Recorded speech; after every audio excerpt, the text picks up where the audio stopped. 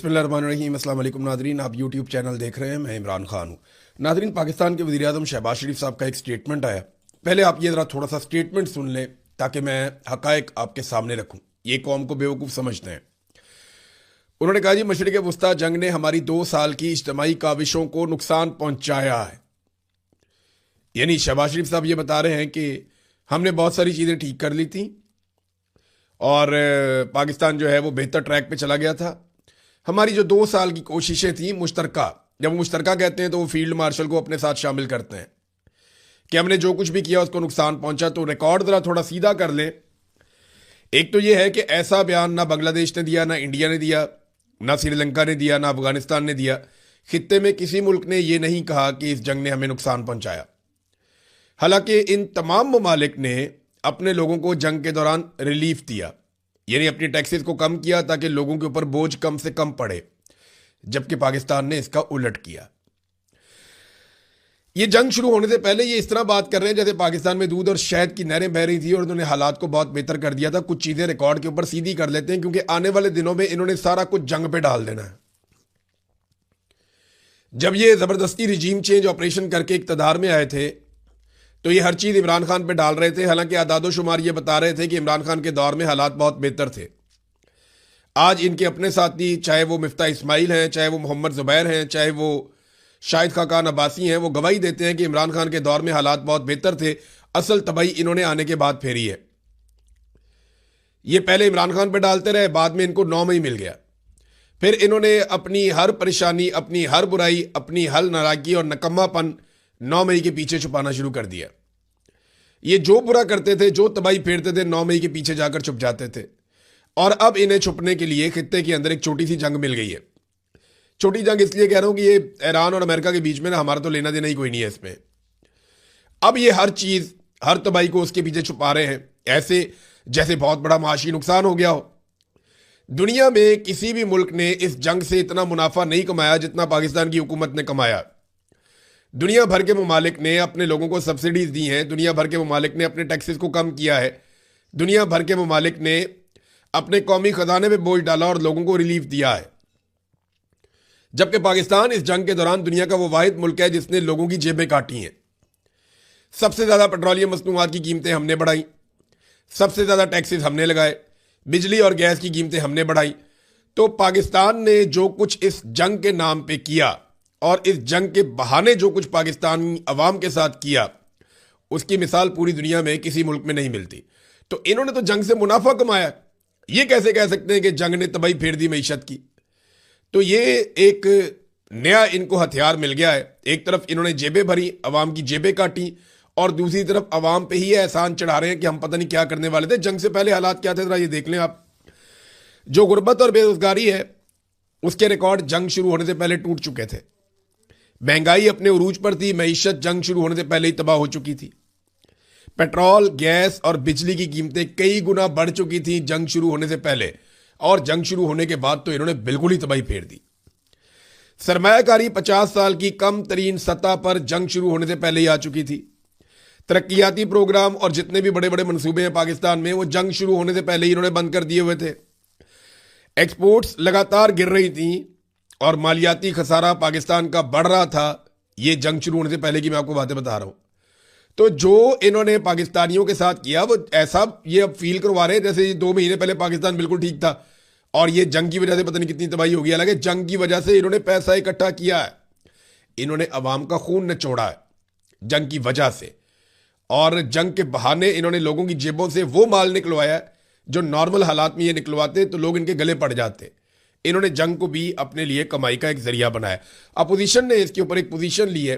पहली मरतबा अपोजिशन जो है वो अपोजिशन वाला काम करने जा रही है। थोड़ा सा उन्हें अप्रिशिएट करना चाहिए। मोहम्मद जुबैर और बाकी अपोजिशन के लोग सब बैठे थे, तो इन्होंने कहा कि मौजूदा हुकूमत को 4 साल मुकम्मल हो गए और ये बहुत लंबा अरसा होता है। अली परवेज मलिक बार बार आते हैं और 70 साल की बात करते हैं कि जनाब फलानी नाकामी हो गई, फलानी नाकामी हो गई। ये अब नाकामियों का एतराफ़ करना शुरू हो गए हैं। इस हवाले से अपोजिशन एक वाइट पेपर जारी करने जा रही है जिसमें यह बताया जाएगा कि 10 शोबों में किस तरीके से तबाही आई पाकिस्तान में। इसमें एनर्जी का शोबा भी होगा, मईशत का होगा, रेमिटेंसेस का होगा, एक्सपोर्ट्स का होगा, जो जो शोबे हैं, किसानों का एक पूरा शोबा है ज़राअत का, वो है, उस पर बात करेंगे। इंडस्ट्री कैसे पाकिस्तान में तबाह हुई, इस पर बात करेंगे। फिर इस पे भी बात की जाएगी कि कैसे मल्टीनेशनल कंपनियां पाकिस्तान को छोड़ छोड़ कर चली गई। वो बैनुल अक़वामी कंपनियां जिस जिस मुल्क में होती हैं वहाँ पे क्रेडिबिलिटी बढ़ती है और लोग वहाँ पे सरमायाकारी करते हैं। लेकिन ये जो बैनुल अक़वामी कंपनियां हैं, ये सारी आपस में एक दूसरे के साथ इंटरलिंक्ड होती हैं, जुड़ी हुई होती हैं, इनके बड़े ताल्लुकात होते हैं और ये एक दूसरे को स्टडी करते रहते हैं। तो जब बड़ी बड़ी कंपनियां पाकिस्तान से भाग गई अपना सरमाया लेकर, तो बाकी कंपनियों को भी कान हो गया कि इस मुल्क के अंदर से सारे भाग रहे हैं, तो यहाँ पे सरमायाकारी नहीं करनी चाहिए। लिहाजा ये सारी चीज़ें, कुछ 10 चीज़ों के ऊपर कैसे 10 शोबों को मौजूदा हुक्मरानों ने तबाह बर्बाद कर दिया, इसके ऊपर एक वाइट पेपर अपोजिशन जारी करने जा रही है। अच्छी बात है, कम से कम ये काम तो करना चाहिए। हुकूमत की जो हालत है ना, वो ये है कि यानी अभी मैं एक खबर पढ़ रहा था, ये जियो न्यूज़ के ऊपर खबर आई है, इस्लामाबाद हाई कोर्ट के 5 जजों का जो तबादला था, उसमें जनाब एक झटका लगा तबादला में दिलचस्पी रखने वाले हलकों को, और पीपल्स पार्टी के दबाव की वजह से 2 जजों का ट्रांसफ़र फिलहाल नहीं किया गया। अब अंदाज़ा करें कि पीपल्स पार्टी के दबाव की वजह से जो 5 जजेस निकालने थे इस्लामाबाद हाई कोर्ट से, पीपल्स पार्टी ने 2 रुकवा लिए। अब जजेस की ट्रांसफ़र पोस्टिंग भी ऐसे हो रही है जैसे एसएचओ की ट्रांसफ़र पोस्टिंग होती है। जैसे कोई पुलिस वाला ट्रांसफ़र पोस्टिंग हो गया, कोई छोटा मोटा ब्यूरोक्रेट, कोई सेक्शन ऑफिसर, यानी छोटे छोटे अस्पताल का एमएस है वो ट्रांसफ़र हो गया। अब इस तरीके से जजों की ट्रांसफ़र पोस्टिंग हो रही है। जजों को ये सोचना चाहिए कि वो कहाँ पे आकर खड़े हो गए और क्या दुर्गत उनकी बना दी है मौजूदा निज़ाम ने आईनी तरामीम कर करके। और देखें, जजों को ये भुगतना चाहिए। उसकी वजह यह है कि जजों ने मौके पर इंसाफ नहीं किया, अब उनके साथ भी नाइंसाफ़ी हो रही है। यही जजेस अगर खड़े हो जाते हैं इलेक्शन में नाइंसाफ़ियों के खिलाफ, यही जजेस अगर ट्रिब्यूनल्स में फैसले देते, यही जजेस अगर जाली फॉर्म 47 को रद्द कर देते, तो ये आईनी तरामीम हो ही नहीं सकती। और अगर ये आईनी तरामीम ना होती तो आज जजेस इज्जत के साथ अपनी अपनी जगहों पर बैठे हुए इंसाफ की कोशिश कर सकते थे। लेकिन क्योंकि जजेस जो हैं उनमें बहुत बड़ी तादाद कंप्रोमाइज हो गई और उसके बाद अब नज़ला उन्हीं पे गिर रहा है। जिस जज को जब दिल करेगा, जहां से दिल करेगा उठाएंगे और जहां दिल करेगा फेंक देंगे, और पॉलिटिकल पार्टियों के मरहूने मिन्नत होंगे। अब अंदाजा करें ना, जिन 2 जजेस की ट्रांसफ़र रुकवाई है पाकिस्तान पीपल्स पार्टी ने, क्या वो 2 जजेस पाकिस्तान पीपल्स पार्टी के खिलाफ कभी कोई फैसला दे पाएंगे? जियो की खबर है ना कि अगर जजेस की ट्रांसफ़र पोस्टिंग एक पॉलिटिकल पार्टी रुकवा रही है और दूसरी करवा रही है, तो इन पॉलिटिकल पार्टीज के खिलाफ क्या कभी कोई जज जा पाएगा? जजेस से जो है वो उनका इख्तियार छीन लिया गया है, उनकी आज़ादी छीन ली गई है। अब ये अदलिया कभी ऐसे आज़ाद नहीं रहेगी। आ जाए डोनाल्ड ट्रंप की तरफ, जो बैनुल अक़वामी मामलात हैं उनको थोड़ा सा रिपोर्ट करते हैं आपके सामने। डोनाल्ड ट्रंप ने जो उनका सोशल मीडिया है ट्रुथ, उसके ऊपर एक ट्वीट किया है, एक पोस्ट की है, और इसमें डोनाल्ड ट्रंप अपने हाथ में M4 गन, ये अमेरिकन की बड़ी ख़ास गन है M4, ये 223 बोर की गन है और M4 इसे कहते हैं। ये जो शॉर्ट कॉम्बैट है या जो लड़ाई है क्लोज रेंज में लड़ी जाती है, उसके लिए ये एक बेहतरीन हथियारों में से एक हथियार है। ये पाकिस्तान में भी है ये गन, अब पूरी दुनिया के अंदर बड़ी मकबूल हो गई है। अफ़गान वॉर में इसको मकबूलियत मिली थी M4 को। तो ये जो बंदूक है ये डोनाल्ड ट्रंप ने अपने हाथ में पकड़ी हुई है और कोट पैंट पहन के खड़े हैं एक वॉर जोन में, और पीछे जगह जगह आग लगी हुई है, जगह जगह जो है वो बंकर्स हैं, फौजी बंकर इस किस्म की जगह, और वो तबाह हो रही हैं, धमाके हो रहे हैं। तो डोनाल्ड ट्रंप ने अपनी एक फ़ोटो जारी कर दी, नो मोर मिस्टर नाइस गाय, यानी मैं अब अच्छा आदमी ज़्यादा देर तक नहीं रहूँगा, ये डोनाल्ड ट्रंप ने कहा। Iran can't get their act together, they don't know how to sign a nuclear deal, they better get smart soon, president Donald J Trump. Trump ने धमकी लगाई है कि ईरान को नहीं पता चल रहा कि कैसे न्यूक्लियर डील करनी है। अगर उन्हें समझ नहीं आ रही ना तो उन्हें जल्द समझ लेना चाहिए, यही उनके लिए बेहतर है। और साथ ही बंदूक हाथ में पकड़े हुए अपनी फ़ोटोशॉप फ़ोटो पेस्ट कर दी डोनाल्ड ट्रंप ने सोशल मीडिया पे। इसका मतलब क्या है? ये एक धमकी है जो डोनाल्ड ट्रंप ने लगाई है ईरान को कि अगर जल्द अज जल्द आप हमारे साथ कोई डील नहीं करते तो फिर हम आपके साथ ये कर सकते हैं। अमेरिकन एजेंसियों ने सर जोड़ लिए हैं इस बात पे कि अगर अमेरिका यकतरफा तौर पे अपनी फतह का ऐलान कर देता है तो इस पे ईरान का रद्दअमल क्या होगा। यानी अगर अमेरिका अपनी फतह का ऐलान करता है कि जी हमने अपने टारगेट्स अचीव कर लिए हैं किसी एक मौके पर, और फिर अपनी फौजी कुव्वत को कम करता है, तो ईरान की तरफ से रिटेलिएशन आएगी। ये बात अमेरिकन इंटेलिजेंस एजेंसीज डिस्कस कर रही हैं। ईरान को कंट्रोल कैसे करना है इसका उनके पास इस वक्त तक फिलहाल कोई हल नहीं है। उन्हें समझ नहीं आ रही कि जिस मसले में उन्होंने अपने आप को फंसा लिया है इस मसले से निकलना कैसे है। यानी गेम शुरू तो उन्होंने किया, अब गेम को ख़त्म कैसे करना है ये उनसे समझ ही नहीं आ रही। अब इसमें एक जर्मन चांसलर ने स्टेटमेंट दिया। एक दिन पहले डोनाल्ड ट्रंप ने जर्मन चांसलर के बारे में स्टेटमेंट दिया था, वो किसी के बारे में भी सख्त बात कर देते हैं। तो उन्होंने वापस स्टेटमेंट दिया। उन्होंने कहा जी देखिए मुझे जंग के शुरू से ही ये खदशात थे कि ये जंग शुरू हो जाएगी तो फिर क्या होगा। कह रहे जर्मनी और यूरोप जो है वो सफ़र कर रहा है उन नताइज की वजह से जो पैदा हो गए हैं इस जंग की वजह से। ख़ास तौर पे जो आपने हुर्मुज़ बंद हुई है उसकी वजह से हमें नुकसान हुआ है और ये हमारी एनर्जी सप्लाई को बहुत हद तक मुतासर कर रहा है ये मामला, और हमारी परफॉर्मेंस जो है इकॉनमी में उसके ऊपर ये असरअंदाज हो रहा है। और वो कहते हैं मेरा अभी भी सारा की सारी तवज्जो और कोशिश यही है कि किसी तरह से ये जंग रुक जाए। लेकिन अगर ये जंग रुक जाए तो इसमें जो सबसे बड़ा मामला है वो तो आपने हुर्मुज़ का है। अमेरिका के एक प्रोफेसर हैं और ये अमेरिका और इसराइल के हवाले से खारजी मामलात में, स्ट्रेटेजिक मामलात में इनकी एक्सपर्टीज़ है। इनका नाम है प्रोफेसर जॉन मेयरशाइमर। इन्होंने एक बयान दिया है टीवी के ऊपर और इनका स्टेटमेंट जो है वो बहुत वायरल हो गया पूरे अमेरिका में और दुनिया भर में। इन्होंने बड़े वसूख के साथ एक बात कही कि ईरान अब कभी आपने हुर्मुज़ का कंट्रोल नहीं छोड़ेगा। ईरानी पागल होंगे अगर इस कंट्रोल को छोड़ देंगे, क्योंकि वो फाते हैं और ये आबी गुजरगाह उन्हें स्ट्रेटेजिक एडवांटेज देती है। दूसरी बात, मार्को रूबियो और जेडी वेंस दोनों ईरान के साथ मुज़ाकराती अमल में शरीक नहीं होना चाहते। वजह यह है कि 2028 में ये लोग सदारती इलेक्शन भी लड़ना चाहते हैं, लेकिन इस जंग का फाते ईरान है। यानी जेडी वेंस भी चाहते हैं कि सदारती इलेक्शन लड़ें, मार्को रूबियो भी चाहते हैं सदारती इलेक्शन लड़ें। अब वो दोनों तो इसके अंदर कभी भी मुज़ाकरात का हिस्सा नहीं बनेंगे, क्योंकि ईरान फाते है और फाते को आपको मैदान में जो कुछ आप नहीं जीत पाते वो आप टेबल पे उससे नहीं ले सकते, बल्कि आपको फाते को कुछ ना कुछ देना पड़ता है। तो ईरान फाते है, फाते से मुज़ाकरात करते हुए अमेरिका को बहुत कुछ देना पड़ेगा और जो भी ये सब कुछ देगा इसराइली लॉबी उसे टारगेट करेगी और इलेक्शन में जीतने नहीं देगी। यही वजह है कि ये दोनों खौफजदा हैं, मार्को रूबियो और जेडी वेंस। ये दोनों मुज़ाकरात के अंदर ईरान के साथ चीज़ें फाइनलाइज नहीं करना चाहते, क्योंकि जो भी फाइनलाइज करेगा वो बहुत कुछ छोड़ेगा। आगे मिड टर्म इलेक्शन आ रहा है, उसके अंदर आपको पता चल जाएगा कि कितना नुकसान होता है डोनाल्ड ट्रंप को इस लड़ाई को लड़ने के बाद। और एक जो उनका मामला चल रहा है एप्स्टीन फाइल्स का, वो भी कितना इंपैक्ट डालता है ये आप आने वाले दिनों में देख लीजिएगा। नाज़रीन, डोनाल्ड ट्रंप आपको पता है ढीले मुंह के साथ कुछ भी कह देते हैं। तो डोनाल्ड ट्रंप ने बरतानवी बादशाह आए हुए हैं अमेरिका में। हालांकि बरतानिया के कुछ पार्लियामेंटेरियंस ने यह कहा था कि इनका दौरा रोका जाए वरना डोनाल्ड ट्रंप बड़ी अजीब सी सिचुएशन क्रिएट कर देगा। तो ईरान के पास न्यूक्लियर हथियार नहीं होने चाहिए, ये बादशाह चार्ल्स भी ये समझते हैं। डोनाल्ड ट्रंप ने ये बात भी कही, लेकिन डोनाल्ड ट्रंप ने एक बड़ी अजीब बात की। डोनाल्ड ट्रंप ने कहा कि अगर अमेरिका ना होता तो यूरोपीय ममालिक जर्मन बोल रहे होते। यानी हमने यूरोपीय ममालिक की बड़ी मदद की है, अगर अमेरिका ना होता तो आज यूरोपीय ममालिक जर्मनी की ज़बान बोल रहे होते या जर्मन बोल रहे होते। वहाँ डच बोली जाती है। तो ये डोनाल्ड ट्रंप ने दावा किया कि जनाब हम ना होते तो आपकी वो हालत करते जर्मन उस दौर में कि आप सारे आज जर्मन बोल रहे होते।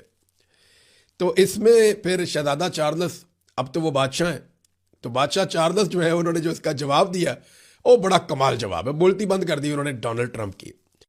उन्होंने कहा जी मैं ये कहने की जसारत कर सकता हूं कि अगर हम ना होते तो आप आज फ्रांसीसी बोल रहे होते, क्योंकि फ्रेंच भी इन पे चढ़े हुए थे और उस वक्त जो है वो बरतानिया उनके लिए एक ऑक्सीजन बन रहा था। तारीख है बड़ी जालिम है और इनको बादशाहों को ख़ास तौर पे तारीख का बहुत पता होता है। इनके पास वो तारीख भी होती है जो नॉर्मली आपको किताबों में नहीं पढ़ाई जाती। तो शहजादा चार्ल्स के जवाब पे वहाँ बड़े कहकहे लगे कि जनाब अगर हम जर्मन बोल रहे होते आप हमारी मदद ना करते, तो अगर हम आपकी मदद ना करते तो आज आप फ्रांसीसी बोल रहे होते, आपकी ये हालत होती। अच्छा, डोनाल्ड ट्रंप ने यह भी कहा कि मेरी वालदा को बहुत पसंद था, बहुत प्यारा लगता था शहजादा चार्ल्स, और वो कहती थी देखो कितना अच्छा है, वो मेरी वालदा का क्रश था। वह अमेरिकन सोसाइटी में ये चीज़ें बुरी नहीं मनाई जाती, लोग बड़ा इंजॉय करते हैं इन बातों को। हमारे यहाँ थोड़ा सा लोग इसको अलग तरह देखते हैं, वहाँ पे और तरह देखते हैं। सोसाइटीज़ का अपना अपना फ़र्क होता है। बरतानवी सफ़ीर की इस मौके पर जब बरतानिया के बादशाह मौजूद हैं अमेरिका में, तो बरतानवी सफ़ीर की एक ऑडियो लीक हो गई। ये बड़ी इंटरेस्टिंग ऑडियो है। उसमें ये कहते हैं कि अमेरिका का खसूसी ताल्लुक बरतानिया के साथ नहीं है। हाँ, ये ज़रूर है कि हमारे अमेरिका के साथ ताल्लुक आता है, लेकिन ख़ास ताल्लुक हमारा बरतानिया और अमेरिका का नहीं है। अमेरिका का ख़ास ताल्लुक सिर्फ इसराइल के साथ है, ये बरतानवी सफ़ीर ने कहा है। बरतानवी अखबार फाइनेंशियल टाइम्स की रिपोर्ट के मुताबिक लीक होने वाली ऑडियो में बरतानवी सफ़ीर ने कहा कि अमेरिका और बरतानिया के, और ये अमेरिका में बरतानवी सफ़ीर है, अमेरिका में जो बरतानवी सफ़ीर है सर क्रिश्चियन टर्नर, इन्होंने ये स्टेटमेंट दिया और टेलीफोन के ऊपर इनकी ऑडियो कॉल लीक हो गई। और इस मौके पर लीक हुई जब बादशाह मौजूद है अमेरिका में। यहां भी एक बड़ी पॉलिटिक्स होती है, ऐसे मौके पर ये वाली कॉल लीक हो जाना ये इतना सादी बात नहीं है, और लीक होके फौरी तौर पे ये चीज़ की तशहीर भी होगी। हालांकि जो ब्रिटिश गवर्नमेंट है उन्होंने ये कहा, दफ्तर खारजा ने, कि ये सफ़ीर की ज़ाती राय और ख्यालात हैं, हुकूमत का ऐसे कोई ताल्लुक नहीं है। तो सफ़ीर ने जो कहा, जो ऑडियो लीक हुई, उसमें कहा कि अमेरिका और बरतानिया के दरमियान करीबी ताल्लुक ज़रूर है, लेकिन ख़ास तौर पर दिफा और मईशत के शोबों में। ताहम आलमी हालात तेज़ी से बदल रहे हैं। आज अमेरिका का जो ख़ास दोस्त है या ख़ास ताल्लुक है वो इसराइल के साथ है।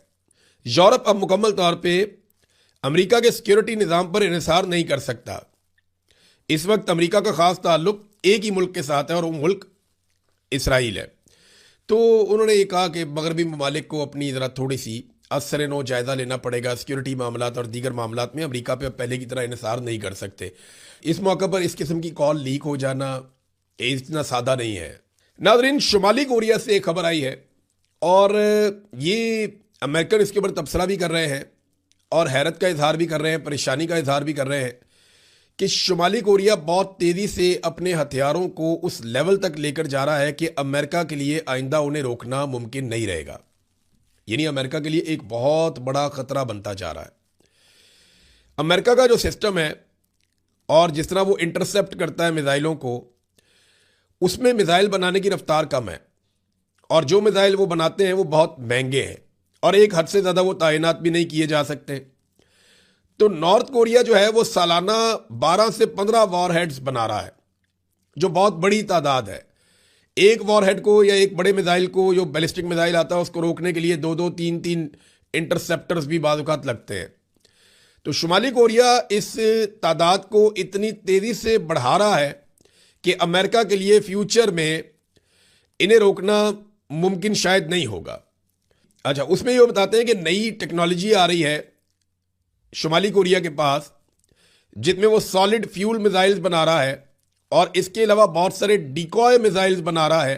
यानी ऐसे मिज़ाइल जिनके अंदर कोई बारूद नहीं होता, वो बहुत सस्ते बनते हैं और बड़ी तादाद में वो भी लॉन्च कर दिए जाते हैं। तो जब ये सिस्टम में दाखिल होते हैं तो वो सिस्टम बौखला जाता है। ये काम ईरान ने भी किया था।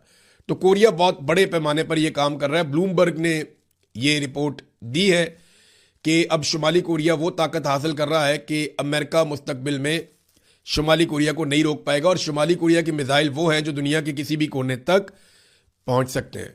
आखिर में नाज़रीन, एक खबर छपी है और ये भी एक अमरीकी जरीदा है, द अटलांटिक। उसके अंदर ये दावा किया गया है कि डोनाल्ड ट्रंप से ईरान जंग की हकीकत छुपाई जा रही है। यानी पूरी तरह से डोनाल्ड ट्रंप को नहीं मालूम कि ईरान जंग के असरात क्या हैं और मामला कहाँ पहुँच गया। देखिए, अमेरिकन एस्टेब्लिशमेंट भी तो है, वो जब चाहते हैं किसी लड़ाई में किसी को उतारना वो उतारते हैं, वो जब चाहते हैं लड़ाई को ख़त्म करना वो लड़ाई को ख़त्म करते हैं और वो अमेरिकन सदूर को इस्तेमाल भी करते हैं, बाद वक़्त गलत इन्फॉर्मेशन देकर। इस पे बार बार जेडी वेंस ने और दीगर लोगों ने पूछा भी कि क्या जो इन्फॉर्मेशन हमें पेंटागन से मिल रही है वो ठीक है या गलत है। तो ये द अटलांटिक का जो दावा है वो दावा कुछ हद तक ठीक है, क्योंकि देखिए इसका जो सियासी खुमियाजा भुगतना पड़ेगा वो पेंटागन को नहीं भुगतना पड़ेगा, वो भुगतना पड़ेगा पॉलिटिकल लीडर डोनाल्ड ट्रंप को या उनकी पॉलिटिकल पार्टी को, तो सारा बोझ तो उन पे आ जाएगा। तो अब ये इस बात का खदशा जाहिर किया जा रहा है कि शायद उनसे मालूमात छुपाई जा रही हैं। अब तक के लिए इतने, अपना ख्याल रखिएगा, अपने इस चैनल का भी। अल्लाह हाफ़िज़।